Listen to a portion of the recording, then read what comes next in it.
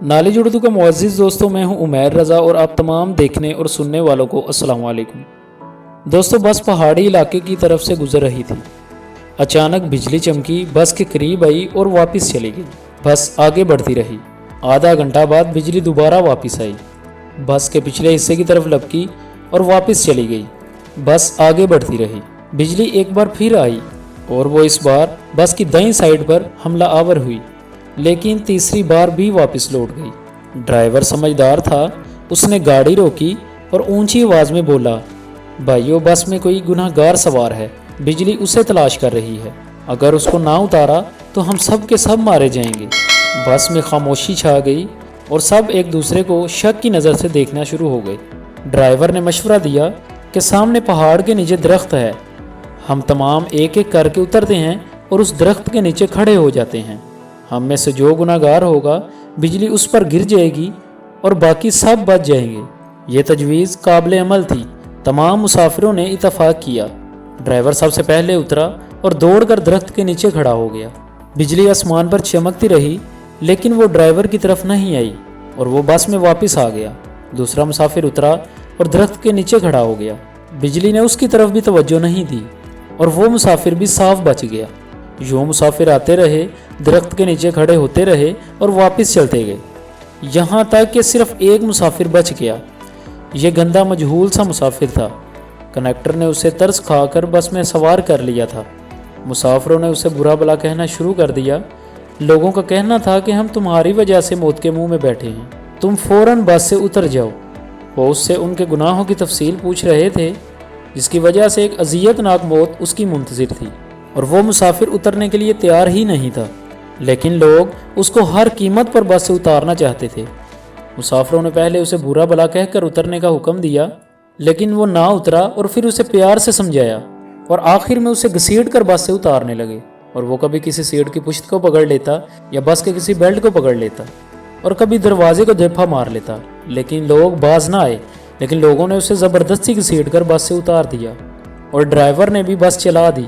बस यूं ही गुनाहगार से चंद मीटर ही आगे गई थी और अचानक से बिजली की आवाज़ आई। बिजली बस पर गिरी और सब के सब जलकर तबाह हो गए। वो मुसाफिर 2 घंटे से तमाम मुसाफिरों की जान बचा रहा था।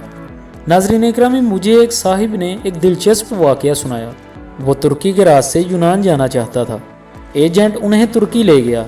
ये अजमेर शहर से दूसरे लोगों के साथ बर्फ़बारी का इंतज़ार करने लगे, क्योंकि सर्दियाँ यूरोप में दाखिले का बेहतरीन वक्त है।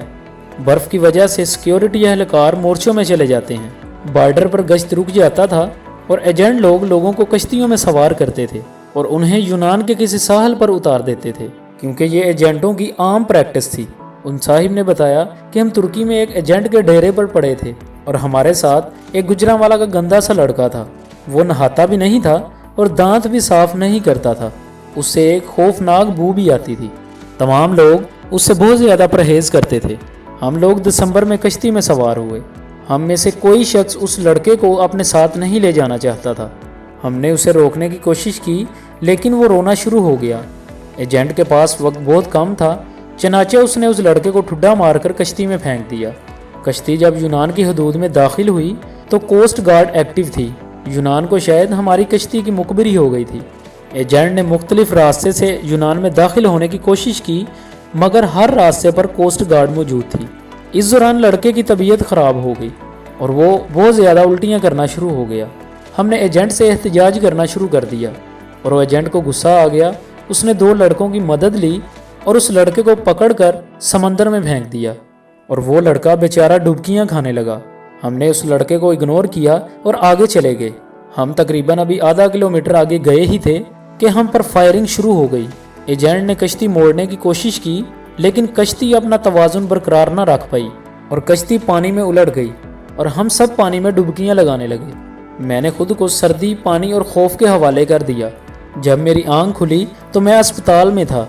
मुझे अमले ने बताया कि कश्ती में सवार तमाम लोग मर चुके हैं, सिर्फ और सिर्फ 2 लोग बचे हैं। मैंने दूसरे शख्स के बारे में पूछा और डॉक्टर ने मेरे बेड का पर्दा हटा दिया और दूसरे बेड पर वही लड़का लेटा था जिसको पकड़कर हमने अपने हाथों से समंदर में फेंका था। समंदर की लहरें उसे धकेल कर साहिल के किनारे पर ले आई थी और मुझे कोस्ट गार्ड ने बचा लिया था। اور جبکہ باقی لوگ گولیوں کا نشانہ بن گئے یا پھر سردی کی وجہ سے مر چکے تھے۔ میں تقریباً 15 دن ہسپتال میں رہا۔ میں اس دوران یہ سوچتا رہا کہ آخر میں کیسے بچ گیا، لیکن مجھے کوئی جواب نہیں سوچتا تھا۔ میں جب ہسپتال سے ڈسچارج ہو رہا تھا، مجھے اس وقت یاد آیا کہ میں نے اس لڑکے کو لائف جیکٹ پہنائی تھی۔ ایجنٹ جب اس لڑکے کو پانی میں پھینکنے کے لیے آ رہا تھا تو میں نے فوراً باکس سے جیکٹ نکال کر اس لڑکے کو پہنا دی۔ یہ وہ نیکی تھی کہ جس نے آج مجھے موت کے منہ سے بچا لیا۔ مجھے جب یہ نیکی یاد آئی تو مجھے وہ سارا 6 ماہ کا زمانہ بھی یاد آ گیا جو ہم نے اس لڑکے کے ساتھ گزارا تھا۔ ہم نہ ترکی میں اس کی وجہ سے بچتے رہے تھے، بلکہ وہ جب تک ہماری کشتی میں موجود رہا ہم کوسٹ گارڈ سے بھی محفوظ رہے تھے، سمندر کے پانی سے بھی اور موت سے بھی محفوظ رہے تھے۔ ہم نے جو ہی اس لڑکے کو کشتی سے دھکا دیا اور موت نے ہم پر اٹیک کر دیا۔ آخر میں نے پولیس سے درخواست کی کہ میں اس لڑکے کو ملنا چاہتا ہوں۔ پولیس اہلکاروں نے بتایا کہ وہ پولیس وین میں تمہارا انتظار کر رہا ہے۔ میں گاڑی میں سوار ہوا اور جاتے ہی اس لڑکے کو اپنے گلے سے لگا لیا۔ مجھے اس لڑکے کے جسم سے اس وقت کسی قسم کی بو نہیں آ رہی تھی۔ آخر مجھے معلوم ہوا کہ میرے ساتھیوں کو اس لڑکے کے جسم سے اپنی موت کی بو آ رہی تھی۔ یہ ان لوگوں کی موت تھی جو ان لڑکوں کو اس لڑکے سے علیحدہ کرنا چاہتی تھی، اور جو ہی وہ لڑکے اس لڑکے سے الگ ہوئے اور فوراً وہ سب کے سب موت کے منہ میں چلے گئے۔ ناظرین اکرامی، میرے ایک بزرگ دوست جوانی میں ارب پتی تھے، لیکن ان کی زندگی کا آخری حصہ عسرت میں گزرا۔ مجھے انہوں نے ایک دن اپنی کہانی سنائی۔ انہوں نے بتایا کہ میرے والد ایک چھوٹی سی مل میں کام کرتے تھے۔ گزارا بہت مشکل سے ہوتا تھا۔ ان کا ایک کزن معذور تھا جس کے والدین فوت ہو چکے تھے اور اس کے آگے پیچھے کوئی نہیں رہا تھا۔ میرے والد کو ترس آ گیا اور وہ اس لڑکے کو اپنے گھر میں لے آئے۔ گھر میں غربت تھی اور اوپر سے ایک معذور بچہ بھی سر پر آ کھڑا ہوا تھا، لیکن میرے والد کو ان سے بہت زیادہ محبت تھی۔ وہ ان کو ہاتھ سے کھانا بھی کھلاتے تھے اور ہر طرح کی خواہش کو بھی پورا کرتے تھے اور انہیں کپڑے بھی پہناتے تھے۔ اللہ کی کرنی یہ ہوئی کہ میرے والد نے چھوٹی سی بھٹی لگائی۔ وہ بھٹی کارخانے میں تبدیل ہو گئی اور وہ کارخانہ کارخانوں میں تبدیل ہو گیا اور ہم ارب پتی ہو گئے۔ 1980 کی دہائی میں میرے والد فوت ہو گئے اور وہ چچا ترکے میں مجھے مل گئے۔ میں نے ان کو چند ماہ اپنے گھر میں رکھا، لیکن میں ان سے جلد ہی تنگ آ گیا۔ میں نے انہیں پاگل خانے میں داخل کروا دیا اور وہ پاگل خانے میں رہ کر انتقال کر گئے۔ بس ان کے انتقال کی دیر تھی کہ ہمارا پورا خاندان عرش سے فرش پر آ گیا۔ ہماری فیکٹریاں، ہمارے گھر اور ہماری گاڑیاں، ہر چیز نالام ہو گئی، یہاں تک کہ ہم روٹی کے نوالوں تک کو ترسنے لگ گئے تھے۔ مجھے اس وقت معلوم ہوا کہ ہمارے چچا ہمارے رزق کی ضمانت تھے۔ ہم اپنے چچا کی وجہ سے ہی اپنے محلوں میں عیش کی زندگی گزار رہے تھے۔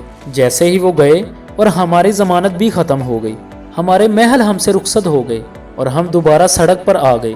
نالج اردو کے دوستوں، یہ تینوں واقعات صرف آپ کے لیے ہیں۔ ہم نہیں جانتے کہ ہم کن لوگوں کی وجہ سے زندہ ہیں، ہم کن لوگوں کی وجہ سے کامیاب ہیں اور کن لوگوں کی وجہ سے محلوں میں زندگی گزار رہے ہیں۔ ہم یہ بھی نہیں جانتے کہ ہم کس کو بس سے اتاریں گے یا کس کو کشتی سے پھینکیں گے اور کس کے کھانے کی پلیٹ اٹھا لیں گے، اور وہ شخص ہمارا رزق، ہماری کامیابی اور ہماری زندگی ساتھ لے جائے گا۔ ہم ہرگز نہیں جانتے، لہٰذا جب تک ہم اس شخص کو پہچان نہیں لیتے، ہمیں اس وقت تک کسی کو بس، کشتی اور گھر سے نکالنے کا رسک نہیں لینا چاہیے، کیونکہ ہو سکتا ہے کہ ہمارے پاس جو کچھ بھی ہو وہ صرف اور صرف اس شخص کی بدولت ہی ہو۔ اگر وہ چلا گیا اور سب کچھ چلا جائے گا اور ہم نہ رہیں اور ہم مٹی کا ڈھیر بن جائیں۔ نالج اردو کے معزز دوستوں، امید ہے کہ ہر روز کی طرح یہ ویڈیو بھی آپ کے لیے بہت زیادہ نالج میں اضافہ کا باعث بنی ہوگی۔ اگر یہ ویڈیو آپ کے نالج میں اضافے کا باعث بنی ہے تو جتنا ہو سکے اس ویڈیو کو اپنے دوستوں سے شیئر ضرور کیجیے گا۔ واٹس ایپ پر، فیس بک پر، جہاں تک رسائی حاصل ہو اس ویڈیو کو شیئر کیجیے گا تاکہ مزید لوگ بھی اس ویڈیو سے فائدہ حاصل کر سکیں، اپنے مائنڈ کو چینج کر سکیں۔ آپ سے ریکویسٹ کرنا چاہتا ہوں کہ زندگی میں ایسی ہرگز غلطیاں نہ کریں جس سے بعد میں ہمیں بہت زیادہ نقصان کا سامنا کرنا پڑ سکے۔ اللہ تعالیٰ سے دعا کرتا ہوں کہ اللہ تعالیٰ ہم سب کو سمجھنے کی توفیق عطا فرمائے، آمین۔ دوستوں، آپ سے ایک چھوٹی سی ریکویسٹ ہے کہ ہمارے یوٹیوب کے منفرد چینل نالج اردو پر نئے آنے والے دوستوں سے گزارش کرتے ہیں کہ ابھی تک اگر آپ نے ہمارا یوٹیوب چینل نالج اردو کو سبسکرائب نہیں کیا تو جلدی سے سبسکرائب بھی کر دیجئے اور ساتھ ہی ساتھ بیل کے بٹن پہ بھی پریس کر دیجئے تاکہ مزید ویڈیوز بذریعہ نوٹیفیکیشن آپ تک بوقت پہنچتی رہیں اور آپ ہماری ویڈیو کے ذریعے اپنے نالج میں مزید اضافہ کر سکیں۔ اسی کے ساتھ میں حافظ عمیر رضا اجازت چاہتا ہوں، نئی ویڈیو کو لے کر آپ کی خدمت میں بہت جلد حاضر ہوں گا۔ ابھی تک کے لیے مجھے دیں اجازت، اللہ حافظ۔